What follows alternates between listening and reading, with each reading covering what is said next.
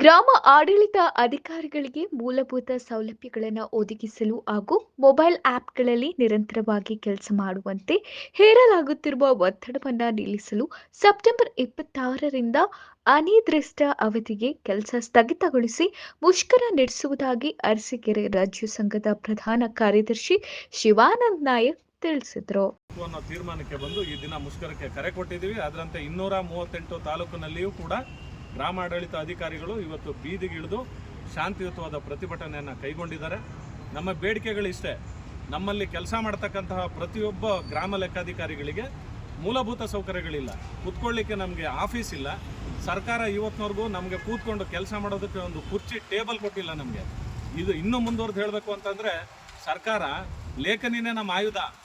ನಮ್ಮ ವೃಂದದಲ್ಲಿ ಕೆಲಸ ಮಾಡ್ತಕ್ಕಂಥ ಪ್ರತಿಯೊಬ್ಬರಿಗೆ ಲೇಖನಿನೇ ಆಯುಧ.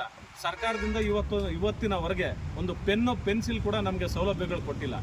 ಇಷ್ಟು ಕ್ಲಿಷ್ಟಕರ ಪರಿಸ್ಥಿತಿಯಲ್ಲಿ, ನಿಕೃಷ್ಟ ಪರಿಸ್ಥಿತಿಯಲ್ಲಿ ರಾಜ್ಯದಲ್ಲಿ ಗ್ರಾಮ ಲೆಕ್ಕಾಧಿಕಾರಿಗಳು ಕೆಲಸ ಮಾಡ್ತಾ ಇದ್ದೀವಿ. ಅದನ್ನು ಸರ್ಕಾರ ಮನಗಾಣಬೇಕಾಗಿತ್ತು. ಇಷ್ಟು ವರ್ಷಗಳಾದರೂ ಕೂಡ, ಸ್ವತಂತ್ರ ಬಂದು ಇಷ್ಟು ವರ್ಷಗಳಾದರೂ ಕೂಡ ಅವತ್ತಿನಿಂದ ಇವತ್ತಿನವರೆಗೆ ನಮ್ಮ ಉಡುಪು ಬದಲಾಗಿರ್ಬೋದು ಅಷ್ಟೇ, ನಮ್ಮ ಕೆಲಸದ ಸ್ವರೂಪ, ಸವಲತ್ತುಗಳು ಯಾವುದೂ ಕೂಡ ನಮಗೆ ಸರ್ಕಾರದಿಂದ ಬರಲಿಲ್ಲ. ಹಾಗಾಗಿ ಮೂಲಭೂತ ಸೌಕರ್ಯಗಳನ್ನ ಏನು ಕೊಡಬೇಕಾಗಿತ್ತು ಸರ್ಕಾರ ಇದುವರೆಗೂ ಕೊಡಲಿಲ್ಲ. ಅದರ ಬೇಡಿಕೆಯಾಗಿ ಇವತ್ತು ನಾವೆಲ್ಲರೂ ಕೂಡ ಮುಷ್ಕರಕ್ಕೆ ಇಳಿದಿದ್ದೀವಿ. ಅದನ್ನು ಮತ್ತೆ ಮುಂದುವರೆದು ಏನು ಹೊಸ ಸರ್ಕಾರ ಅಸ್ತಿತ್ವಕ್ಕೆ ಬಂದ ನಂತರದಲ್ಲಿ ಮಾನ್ಯ ಕೃಷ್ಣ ಬೈರೇಗೌಡ ಸಾಹೇಬರು ಹಲವಾರು ರೀತಿಯ ವೆಬ್ ಅಪ್ಲಿಕೇಶನ್ಗಳು, ಮೊಬೈಲ್ ಅಪ್ಲಿಕೇಶನನ್ನು ಅಭಿವೃದ್ಧಿಪಡಿಸಿ ಜನಗಳಿಗೆ ಸಾರ್ವಜನಿಕರಿಗೆ ನೆರವಾಗುವಂಥ ಕೆಲಸಕ್ಕೆ ಮುಂದಾಗಿದ್ದಾರೆ. ಆ ಕೆಲಸದ ವಿಚಾರದಲ್ಲಿ ಇವತ್ತು ಯಾವ ಮಟ್ಟಿಗೆ ಒತ್ತಡ ಇದೆ ಅಂತಂದರೆ, ಬೆಳಿಗ್ಗೆ 6 ಗಂಟೆಯಿಂದ ಕೆಲಸ ಶುರುವಾಗ್ತಾ ಇದೆ, ರಾತ್ರಿ 10 ಗಂಟೆವರೆಗೂ ನಾವೆಲ್ಲ ಕೆಲಸ ಮಾಡ್ತಾ ಇದ್ದೀವಿ. ನಮ್ಮ ನೌಕರರಿಗೆ ಕೌಟುಂಬಿಕ ಜೀವನ ಇಲ್ವಾ? ನಮಗೆ ವೈಯಕ್ತಿಕ ಬದುಕಿಲ್ವಾ? ಹಾಗಾಗಿ ಈ ವಿಚಾರವನ್ನು ಸಾಕಷ್ಟು ಸಲ ಕೆಲಸದ ಒತ್ತಡ ನೀವು ಕೊಡಬೇಡಿ ಅಂತ ಹೇಳಿದ್ರು ಕೂಡ ಅದನ್ನು ಮುಂದುವರಿಸಿದ್ದಾರೆ. ನಮ್ಮದು ನಿಲ್ಲದ ಗೋಳು ಬಗೆಹರಿಯದ ಗೋಳಾಗಿದೆ.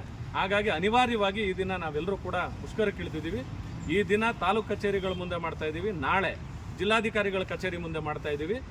ಅದು ಮುಂದುವರೆದ್ರೆ ಮುಂದೆ ಅನಿರ್ದಿಷ್ಟ ಅವಧಿಗೆ ನಾವೆಲ್ಲರೂ ಕೂಡ ಗೈರು ಹಾಜರಾಗಿ ನಮ್ಮ ಮುಷ್ಕರವನ್ನು ನಾವು ಮುಂದುವರಿಸೋರಿದ್ದೀವಿ. ಸರ್ಕಾರ ನಮ್ಮ ಬೇಡಿಕೆಗಳನ್ನು ಮನಗಾಣಬೇಕು, ನ್ಯಾಯಯುತ ಬೇಡಿಕೆಗಳನ್ನು ಎಲ್ಲದನ್ನು ಕೂಡ ಈಡೇರಿಸಲೇಬೇಕು. ಅಲ್ಲಿಯವರೆಗೆ ಯಾವುದೇ ಕಾರಣಕ್ಕೂ ರಾಜ್ಯಾದ್ಯಂತ ನಮ್ಮ ಮುಷ್ಕರ